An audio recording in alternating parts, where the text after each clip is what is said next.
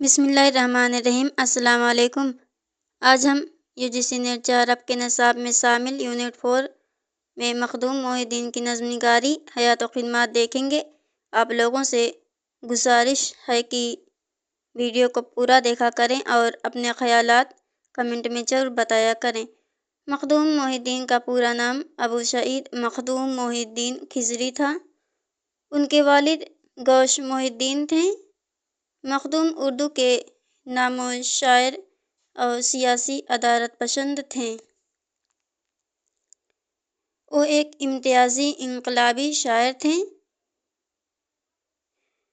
انہوں نے اشتراک پسند مصنفوں کی انجمن کی حیدرآباد میں بنیاد ڈالی۔ مخدوم محی الدین کو اشتراکیت کا امام بھی کہا جاتا ہے۔ وہ تحریک پسند ہندوستانی پارٹی میں بھی شامل تھے۔ مخدوم محی الدین تحریک پسند ہندوستانی پارٹی میں بھی شامل تھے۔ مخدوم محی الدین کی پیدائش 4 فروری 1908 کو حیدرآباد کے ایک گاؤں میں ہوئی۔ ان کی اسکولی اور مذہبی تعلیم گاؤں میں ہی ہوئی۔ پھر وہ اعلیٰ تعلیم کے لیے حیدرآباد پہنچے، جہاں انہوں نے 1933 میں بیچلرز اور 1936 میں ماسٹرز کی ڈگری حاصل کی۔ 1939 میں مخدوم بطور معلم سٹی کالج میں اردو ادب سکھانے لگے، لیکن 1941 میں انہوں نے اس عہدے سے استعفیٰ دے دیا۔ بعد ازاں وہ حیدرآباد میں ہی بس گئے۔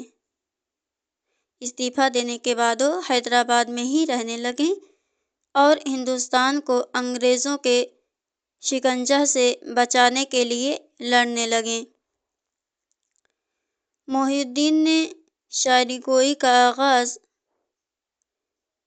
1933 میں اپنی طالب علمی کے زمانے سے ہی کیا تھا۔ مخدوم محی الدین شاعری کا آغاز اپنے طالب علمی کے زمانے میں 1933 میں کیا تھا۔ ان کا پہلا مجموعہ کلام شوخ سویرا کے نام سے ہے، جو کہ 1944 میں شائع ہوا تھا، اور دوسرا گلِ تر 1961 میں شائع ہوا، اور تیسرا ہے بساطِ رقص جو کہ 1966 میں شائع ہوا۔ آگے ہم دیکھیں گے ان کی رومانی نظموں میں طور، انتظارہ، او لمحۂ رخصت، جوانی، آتشِ قدح وغیرہ بہترین تخلیقات ہیں۔ چاند تاروں کا بن، حویلی اور انقلاب، یہ تینوں نظمیں ہمارے نصاب میں شامل ہیں۔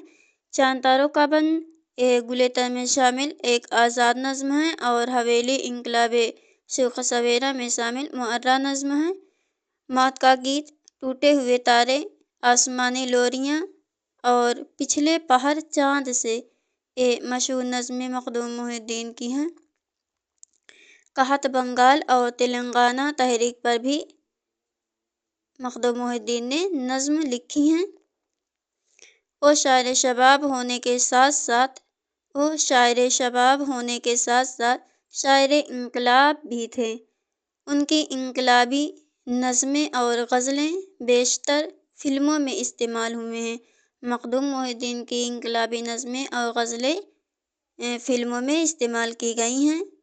ان کے تیسرے مشہور نظموں کے مجموعہ بساطِ رقص جو کہ 1966 میں شائع ہوئی تھی، اس کے لیے انہیں 1969 میں ساہتیہ اکیڈمی ایوارڈ سے نوازا گیا تھا۔ پوچھا جاتا ہے بساطِ رقص پر کون سا انعام ملا تھا، تو ساہتیہ اکیڈمی ایوارڈ، اور کب ملا تو 1969 میں۔ ہندوستان کی آزادی کے بعد مخدوم محی الدین 5 سال تک آندھرا پردیش کے قانون ساز مجلس کے ممبر رہے۔ 5 سال تک آندھرا پردیش کے قانون ساز مجلس کے ممبر رہے اور ملکی سطح پر سب سے مشہور سیاسی لیڈر تھے۔ انہوں نے یورپ، روس، چین اور افریقہ کے افریقہ کا دورہ کیا تھا۔ مخدوم محی الدین 25 اگست 1969 کو اس دارالفانی سے کوچ کیا۔ پوچھا جاتا ہے مخدوم محی الدین کی تاریخ وفات کیا ہے تو 25 اگست 1969 ہے۔ مخدوم محی الدین کا ہنر یہ تھا کہ وہ قلم کو تلوار اور تلوار کو قلم میں تبدیل کر سکتے تھے۔ ایک قول ہے کہ مخدوم ان شعراء میں سے ہیں جو فن کی ایک سطح پر آ کر ٹھہر نہیں جاتے۔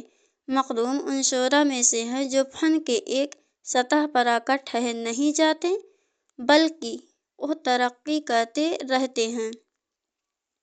یہ علامت سرور کا قول ہے۔ جو لوگ چینل پر نئے ہیں وہ چینل کو سبسکرائب کریں، لائک شیئر کریں اور بیل آئیکن کو بھی پریس کریں تاکہ آنے والا ہر ویڈیوز آپ تک پہنچتا رہے۔ آج کے لیے اتنا ہی، ملتے ہیں اگلے ویڈیو میں۔ اللہ حافظ۔